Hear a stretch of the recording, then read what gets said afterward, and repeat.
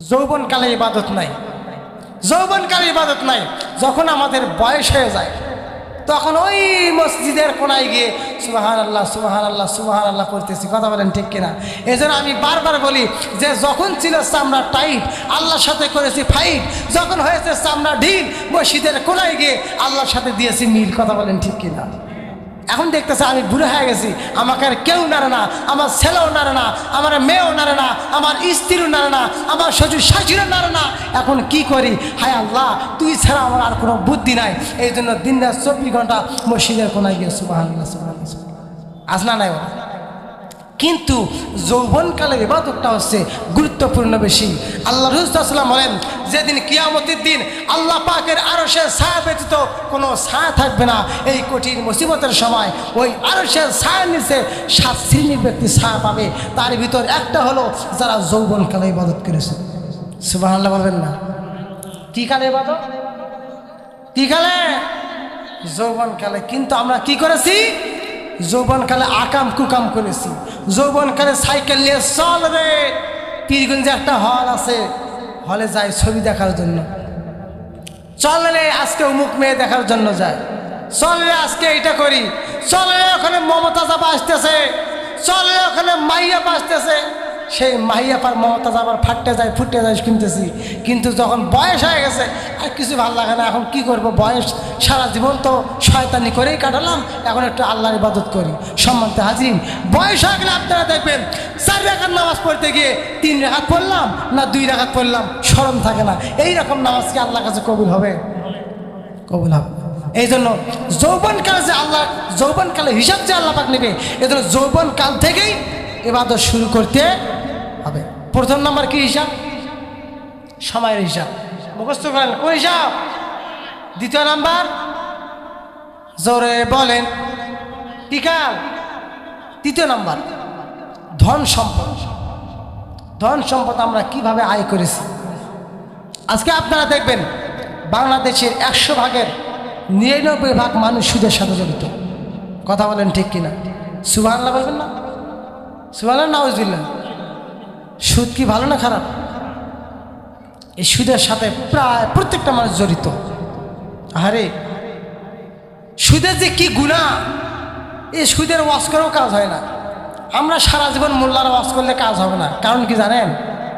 ওয়াজের দ্বারা কাজ হবে না। মেন ওয়াজ হলো সংসদে। সংসদে আইন পাশ করলে এমনিতে ঠিক হয়ে যাবে। সংসদে ওই আইন তো পাশ করবে না। সংসদের আইন পাশ করবে কি? যে মদের লাইসেন্স, বাকি যাবে হাবি যাবে, সেই লাইসেন্সগুলো সব দিয়ে দেবে। কিন্তু নামাজের আইন কোনোদিন তারা পাশ করবে? পাশ করবে? নামাজের আইন পাশ করবে কারা জানেন? আল্লাহ পাক ইমানদারদেরকে বলেছে। আল্লাহ পাক বলেছেন, আমি যদি ইমানদারদেরকে দায়িত্ব দেই তাহলে তারা ক্ষমতা আসার পরেই তারা 4টা আইন পাশ করবে। কয়টা? সেটা বলেন। আল্লাহ পাক বলেন প্রথম নাম্বার তারা আইন পাশ করবে হচ্ছে নামাজের আইন। কিসের আইন? কারা? কারা? ইমানদাররা। দ্বিতীয় নম্বর আইন পাশ করবে যাকাতের আইন, যাকাত প্রতিষ্ঠার আইন। তৃতীয় নম্বর যত সৎ কাজ আছে, সৎ কাজের আদেশ, অনাহা আনিল মুনকার। 4 নম্বর যত অন্যায় কাজ আছে, সব অন্যায় কাজকে দমন করে দেবে। কথা বলেন ঠিক কিনা? কারা ক্ষমতা আসলে? ইমানদাররা। কারা? এত আপনারা বোঝেন ফিরে ইমানদাররা ফিরে ভোটে ডাইলে আপনারা ফিরে ভোট দেন না কেন? কয়েক ইমানদার ওরা কি করবি? আরে ওরা কি রাস্তা করতে পারবে? ওরা কি হলো এটা করতে ওটা করতে পারবে? এই ধারণাগুলো আমাদের ভিতরে। কথা বলেন ঠিক কিনা? কিন্তু ভোট যে একটা গুরুত্বপূর্ণ আমানত, এই হিসাবটা আমাদের কাছে নাই। ভোট একটা গুরুত্বপূর্ণ আমানত। আমরা হেলাই ফেলাই কেন জানি, এমনিতে হাসি হাসি যায় আর যা ভোট দিয়ে আসি। কিন্তু এই চিন্তাটা আপনাদের থাকা উচিত যে আমি যে তাকে ভোট দিতেছি সে 5 বছর যত আকাম কুকাম করবে, যত রডের জায়গায় বাস দেবে, যেখানে সিমেন্টের জায়গায় বালু দেবে, যে মানুষের যে হকগুলো আছে, গরিব দুঃখীর হক গরিব দুঃখীকে না দিয়ে যারা টাকা দিয়ে তাকে ঘুষ দিতে পারে তাদেরকে দিবে। এই যত অন্যায় দুর্নীতিগুলো করবে, এর যে গুণাগুলো যারা ভোট দিয়েছে তাদের আমলনামায় এর পার্সেন্টেজ কি যাবে কি না? এই জন্য ভোট দিতে হলেও চিন্তা ভাবনা করে দিতে হবে, ইমানদার কিনা, লোকটা নামাজি কিনা, ভালো মানুষ কিনা, এইরকম দেখে ভোট দিতে হবে।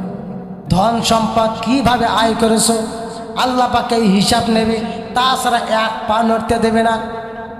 যখন কোনো গান, কোনো অনুষ্ঠান হয়, হাজার হাজার টাকা সেখানে খরচ করে দেয়, কিন্তু যখন মসজিদের বাক্স ছাড়া হয়, পকেট থেকে টাকা বের করি, টাকা উল্টাতে উল্টাতে উল্টাতে উল্টাতে যদি দেখি 5 টাকা নাই, 10 টাকা আছে, আর টাকা দেই না, ওই রকম পকেটে রেখে দেই, আছে না নাই? তো ছিঁড়ে ফাটা টাকাগুলো আছে, এগুলো মসজিদে দান করি। অথচ আল্লাহ পাক বলেছেন যে তোমার পছন্দের জিনিস, তোমার মহাব্বতের জিনিস তুমি যতক্ষণ দান না করবে ততক্ষণ সওয়াবের ভাগী হবে না।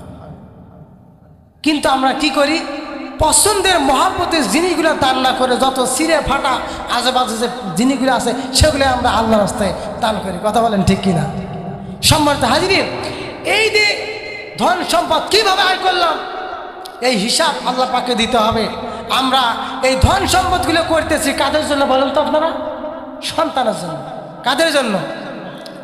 আপনি মারা যাবেন, এই ধন সম্পদগুলো খাবে কে?